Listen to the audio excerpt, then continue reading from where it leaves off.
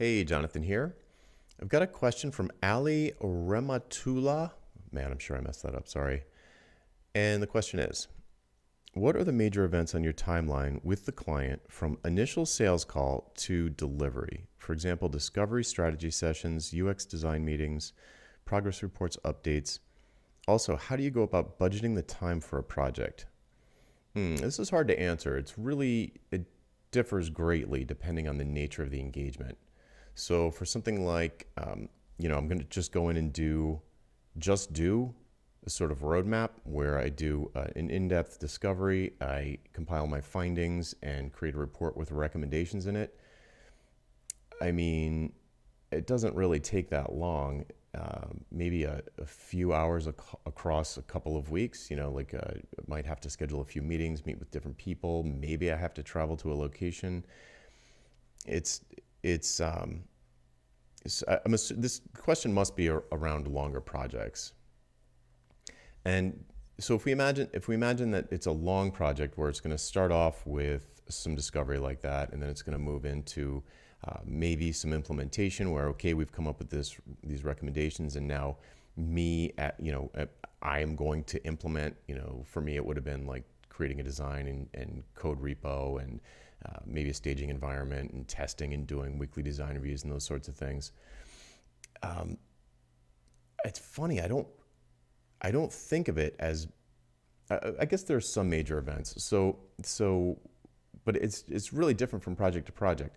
So usually, what it would look like is the initial discovery phase, and then there'd be some sort of status meetings, probably weekly, and just to make sure that we're touching base. I think client communication is critical, constantly keeping people involved, because I don't want any surprises at the end. I want to make sure we're on track all the way through.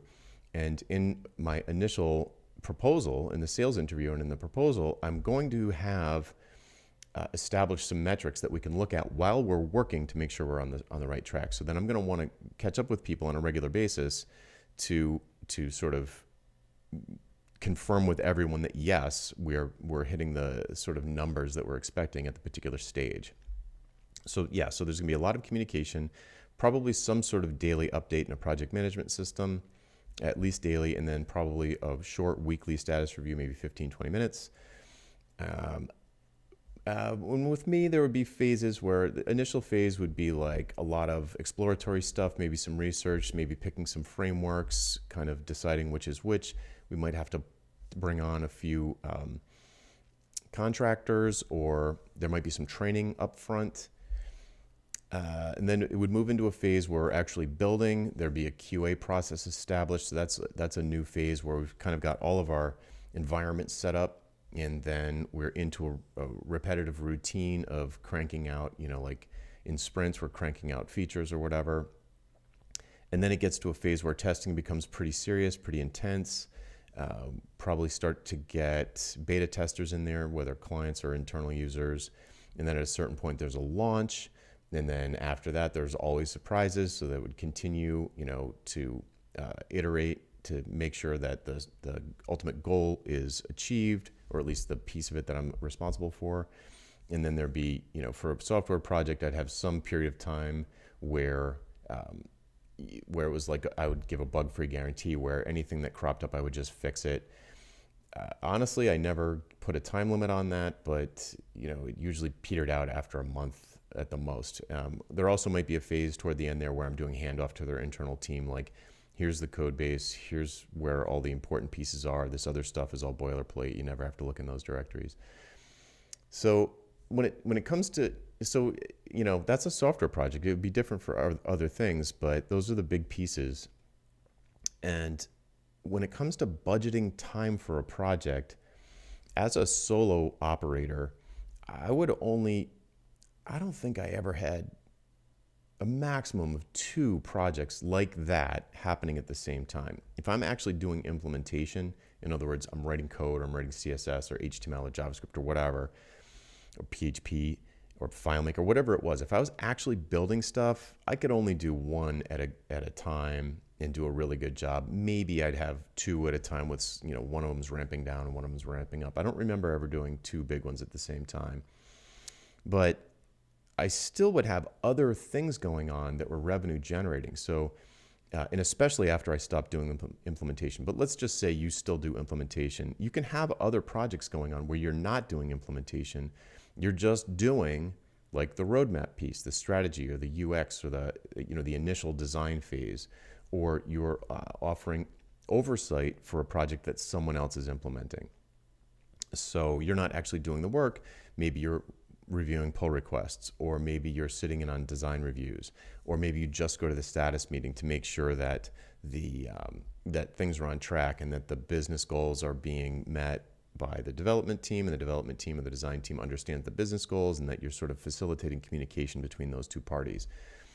So you can have a bunch of those going on at the same time. I've had as many as 3 or 4 of those at the same time. Once I started doing less and less implementation and outsourcing that to other people, or having the client outsource it to other people, then you could just focus, I could just focus on the high value things, and you could do lots of them at the same time. And they pay really well, so you don't need to have that many. And it's not even, you don't even have to think about your time commitment. It's like very low compared to doing implementation. This is why I say implementation is low profit, because it brings in big checks, but it also costs you a ton of time.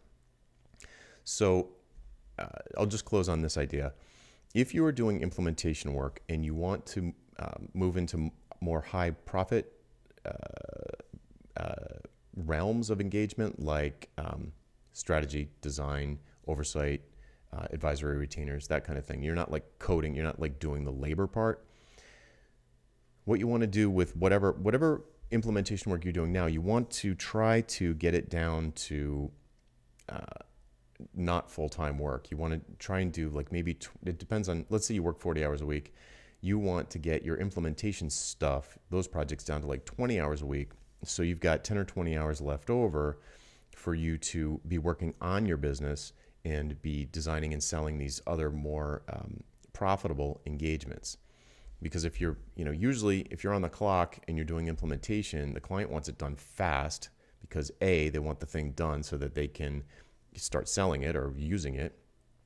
2, they want to get their employees, their employees are collaborating with you on the project. They want to get that over with so their employees can get back to their normal jobs and be focused 100% on their normal jobs. And 3, if you're charging by the hour, the longer it takes, the more money it's going to cost them. So they want to jam it all in as quickly as possible, and there's a lot of pressure on you to get things done quickly. So it's hard to kind of say, okay, well, we're doing 20 hours a week for you maximum, and in this other time you're going to be working on your business to build new things that are non-implementation. So from a budgeting time standpoint, if you can limit your billable hours work to 20 hours a week, that'll give you enough time and energy left over to try and ditch hourly, disconnect time from money, sell your smarts and not your labor, your head, not your hands, and try and make that transition. But if you're just slammed all week with billable client work, you're never going to get out of that, never going to get off that hamster wheel. All right, hopefully that helps. I'm not sure. It felt like a very specific answer to a general question. Anyway, so follow up in the comments if I didn't do a good job, and I'll take another whack at it. Anyway, that's it for now. I'm Jonathan Stark. If you have a question, just hashtag AskJonathan on YouTube, Twitter, or LinkedIn, and I'll get to it as soon as I can. See ya.